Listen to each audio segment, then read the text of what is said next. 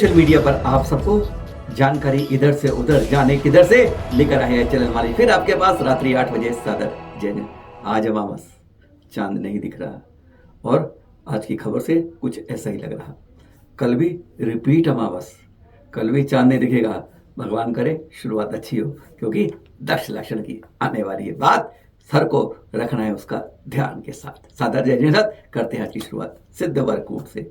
सिद्ध क्षेत्र है, जानते हैं ना, 2 चक्रवर्ती, 10 कामदेव और 3.5 करोड़ मुनिराज की सिद्ध स्थली है, जहाँ वर्तमान में मान स्तंभ है, चरण छत्री और 13 मंदिर हैं। आदिनाथ भगवान का, शांतिनाथ भगवान का, नेमिनाथ भगवान, पार्श्वनाथ भगवान, महावीर स्वामी, सभी कई मंदिर है। गजब का तीर्थ है। आते हैं धन धन हो जाते हैं। आज इसी की बात कर रहे हैं, पर इसके सामने एक मजार बनी है, वो आंखों में थोड़ा खटक रही है। इस बारे में हमने विजय कालाई से बात करी, यहाँ के मंत्री जी हैं। उन्होंने कहा कि मेरे सामने तो बनी नहीं, 50 साल पहले बनी होगी, मुझे उससे क्या मतलब है, और आप इसको छेड़ो मत।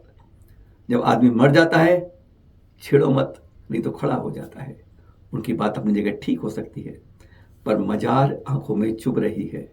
पर यह बात गलत है जो आप बोल रहे हैं 50 साल से बनी है, बिल्कुल गलत है। आप वक्फ बोर्ड के बारे में सुन रहे हैं ना, कैसी हालत हो रही है। जहां मजार वहां वक्फ बोर्ड का कब्जा। विजय कालाई की वैसे बात पक्की है, उन्होंने कहा है कि हमारे सारे कागज पक्के हैं, लेकिन ये जो मजार देख रहे हैं ना, यह बिल्कुल ऑफिस कार्यालय के सामने बनी है, दूर नहीं है। और जब इस पर लोग आने लगते हैं, उनका कहना है तो कोई नहीं आता है। अच्छी बात हो, कोई नहीं आता है, लेकिन इस पर अगर आना शुरू हो गया तो आने वालों इधर का रास्ता बंद हो जाएगा। अगर वह सरकारी जमीन पर बनी है तो गलत है, खरीद कर बनी है ऐसा हो नहीं सकता। तो क्यों हम अपने को सुरक्षित नहीं कर रहे हैं। कह सकते हैं आप, भाई हमारा जगह अलग है, उसकी जगह अलग है, पर हमारे दरवाजे पर जब जब कोई और ने धर्मस्थल बनाया है, धर्मायतन बनाया है, कुछ भी बनाया है, तो हमारे तीर्थ पर खतरे का बादल जरूर मंडरा है। अब भी जागने का वक्त है। यह मत कहिए कि यह तो पहले की बनी हुई है, पहले की तो हर चीज बनी है। आज जो तीर्थों में बातें हो रही है ना, वो सब पहले के बने हुए थे, लेकिन आज उनको लड़ रहे हैं और हमसे छिन रहे हैं। जागिए, जगाइए और अपने लिए चौकस, पाबंद, सुरक्षा तैयार। महावीर के संतान महावीर धर्म का नाश करने में तुली है, और विशेषकर यह बात साधु संतों के आंखों पे लगी।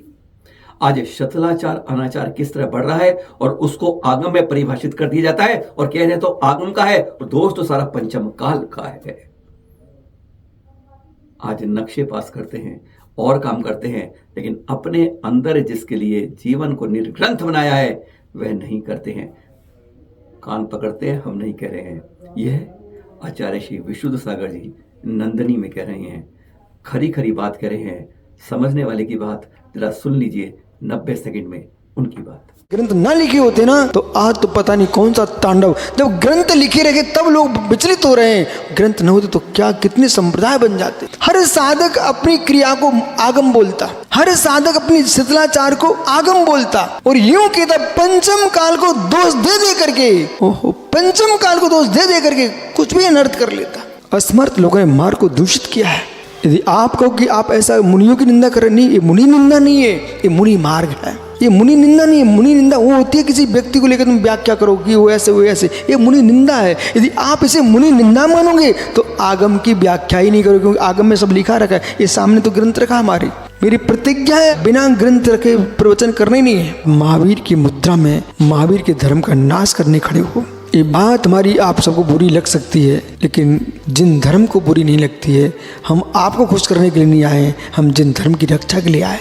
कोई की योग्यता ही नहीं है आगे कुछ कह पाए। सत्य ये है कि तुम कुछ भी नहीं देख रहे हो, बाही बाही काम में लगे हुए हो, आत्मा का हित कब करोगे। अभी ये मुनिगण बहुत स्थूल में जी रहे हैं, उन्हें बोध होना चाहिए है कि आपका देह ही देवालय है, आत्मदेव ही देव है, उसकी वंदना करो। कहाँ तुम बंद के काम में पड़े हो। कितने भव तो आपने बाहर को दे दिए, एक भव तो निज के लिए दे दे भाई यशोधर। सामयिक का ध्यान नहीं, प्रतिकोण का ध्यान नहीं, ये ध्यान लग रहा कि नक्शा किसका कौन सा पास कर रहा है। ओहो हो, ईंट चूने में मस्त बुद्धि लगाए हैं। आज गया, बस कल और परसों के बाद आती है 5 सितंबर। हम टीचर्स डे नहीं कह रहे आपसे, हम तो बात कर रहे हैं ऋषभ विहार की। जी हाँ, जहाँ पर कैलाश पर्वत को भी दिखाते हुए पावापुरी को भी देखा, अब राजा भोज की स्थली से ना मानतुंग आचार्य रचित 48 काव्यों की किस तरह शोभा यात्रा होती है, अब वही देखनी बात है। बस 5 सितंबर की तो बात है, सुबह 8 बजे। जी हाँ, एक बार कोशिश यह करिए कि उस पालकी अपने हाथ के साथ आगे बढ़ा पाए 4 कदम, तो कहते हैं पुण्य ही पुण्य मिलता है। उस भक्तामर के स्त्रोत की शक्ति आत्मसात होती है जब उस काव्य की ग्रंथ की रचना के साथ हम आगे बढ़ते हैं पालकी को लेकर। ऋषभ विहार से शुरू होगी, 8 बजे कार्यक्रम है, 5 सितंबर को। देख रहे हैं आचार्य श्री सौरभ सागर जी महाराज के साथ हिंदी में गणनीयारी का आशमती जी जिनका चल रहा है 5वां चतुर्मास, उनके सानिध्य में। और हो सकता है कि आचार्य श्री विमर सागर जी भी पहुंच जाए उस समय, जब संतों के सानिध्य में उनके आशीष से जब यह कार्यक्रम होगा।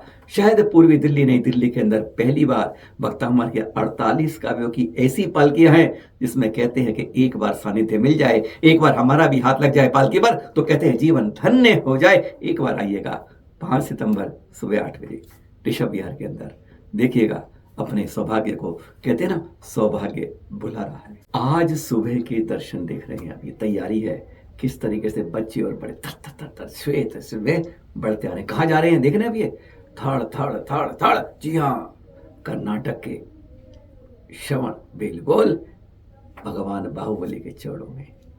कितना आनंद है, कितनी खुशी है, कितनी मस्ती है। कहते हैं आनंद से अभिभूत ये सैकड़ों की कतार लगती जा रही है, बढ़ती जा रही है। सीढ़ियों से बढ़ते हैं और पर पहुंचते हैं, कितना गदगद महोत्सव लगता है। आज ये विशेष पूजा अर्चन श्रवण बेलगोल में की गई, जिसके कुछ रूप आप देख रहे हैं। वहां ऊपर पहुंचते हैं, कतार में बैठते हैं, फिर अभिषेक चरणों का करते हैं।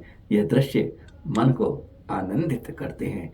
आज सुबह के श्रवण बेलगोल में विशेष पूजा के दर्शन, अरे हम कहाँ पहुंच पाए, आप कहाँ पहुंच पाए, पर दर्शन का लाभ जब मिल जाता है तो कहते हैं कुछ ना कुछ पुण्य तो उधर से इधर आ जाता है। बस भाव निर्मल रखिए, दर्शन कीजिए भगवान बाहुबली की आज श्रवण बेलगोल की इस विशेष पूजा अर्चना के। वीर शासन प्रभावना रथ पहली बार लग रहा है जैसे पंच कल्याण की इस तरीके से प्रभावना की शुरुआत की जा रही है। आज ये रथ नंदनी पहुंचा, सुबह की बात कर रहे हैं आपसे। कहां पर? अतीय क्षेत्र जैन गुत्ती हासन जिले में। वहीं पर आचार्य श्री विशुद्ध सागर सत्संग सानिध्य में होंगे। 29 नवंबर से 4 दिसंबर यानी चतुर्मास के बाद जाएंगे उधर, और वहां होंगे पंच कल्याणक महोत्सव आचार्य सानिध्य में।